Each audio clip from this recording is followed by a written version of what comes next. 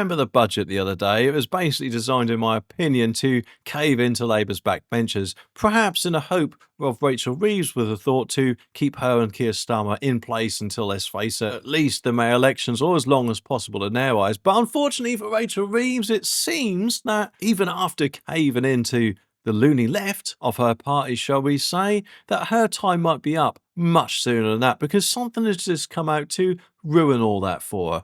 But what am I going on about then? Well, apparently, Rachel, from accounts, our Chancellor has, shall we say, been caught out in a bit of a pickle. You see, she has been accused of basically telling lies of her £30 billion black hole, which I know is going to shock many people out there, all in the Labour Party, no doubt. The rest of us probably have seen this coming way off, because I don't know about you, but I didn't think there was any black hole at all. And it looks like I was right, because it gets worse for Reeves, because it says that this hole, remember, in the nation's finances was the reason to justify this tax hike. Weeks ago, though, she was all over the news telling us that she had some tough decisions to make because of a surprise productivity downgrade. She even ramped up the drama on Downing Street press conference on November the 4th, interrupting everyone's breakfast, suggesting that the income tax might have to go up and that we'd all need to chip in. But the Office of Budget Responsibility, the OBR, has kind of just blown that story out of the water. You see,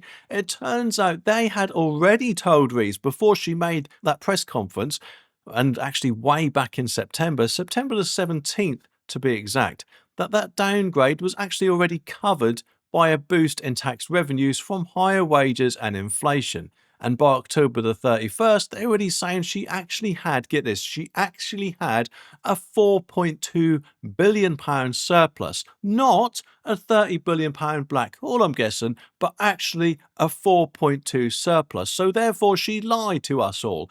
And surely, if anything, it is now time for her to go, along with Keir Starmer himself, surely. And that, of course, means that she didn't actually need to raise a single tax to meet her fiscal rules, shall we say. So this tax raising was, if anything, in my opinion, just to add millions of pounds in people's pockets just for sitting on their bums. But naturally, Tory leader Cammy Badenoch, when she found out about this, wasn't having any of it. She called it yet more evidence that Reeves should be sacked, accusing her of lying to the public to justify record tax hikes for more welfare.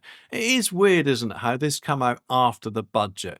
Can you imagine if it came out before? Reeves would have more than likely had to rethink the whole thing, or even abandon the benefits giveaway, eh? But Badenoch claimed the budget was more about politics than stability, accusing Reeves of bribing Labour MPs to save her own skin, which certainly does seem that way. But just to put all this in perspective, here's a bit of a timeline about it. You see, September the 17th, remember, was the day where the OBR tells Reeves that the productivity downgrade is offset by higher tax revenues. October the 31st, they then inform her of this £4.2 billion surplus, meaning, of course, no tax hikes were needed.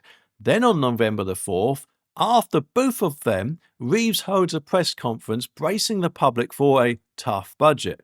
And on November the 26th, we have her, let's face it, nightmare before Christmas budget, asking ordinary people to pay a bit more and making 15 excuses for the financial, or supposed financial, shall we say, gap, including blaming Brexit, COVID and the Tories.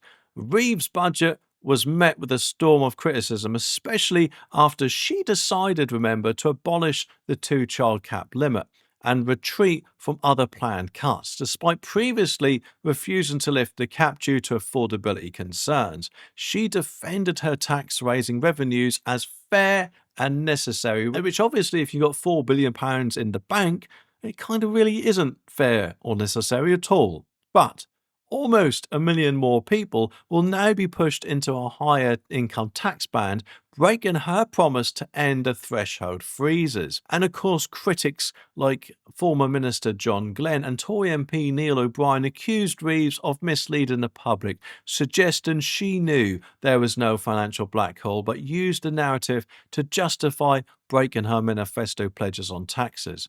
And even the former head of the Institute of Fiscal Studies, Paul Johnson, thought her press conference was misleading. But it just makes me wonder what Nigel Farage will say about this, and of course other people like Rupert Lowe.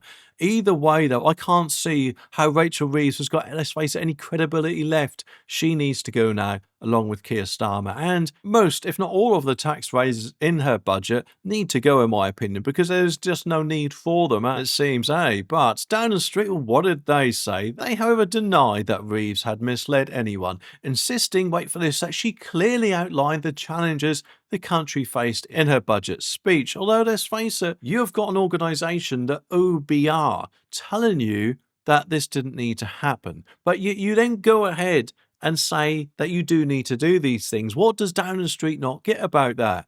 I mean, the OBR aren't exactly going to lie to the Chancellor, surely, because wouldn't there be this little thing called evidence to prove Rachel Reeves wrong? So I don't understand why Downing Street are denying this. Of course, unless they want to keep her and both Keir Starmer together for as long as possible, eh? But despite the backlash, Reeves pushed through a £26 billion tax raid to fund her scrapping of the two-child benefit policy and cut an energy bill. So it's unfortunately for us that at the moment, the drama is far from over. And of course, at the moment, they're both still in power. Either way, though, I'm pretty sure the sooner them both idiots are out, in my opinion, the better. But anyway, what do you think about this? Let me know down in the comments and I'll see you in the next one. So click that subscribe button so you don't miss it.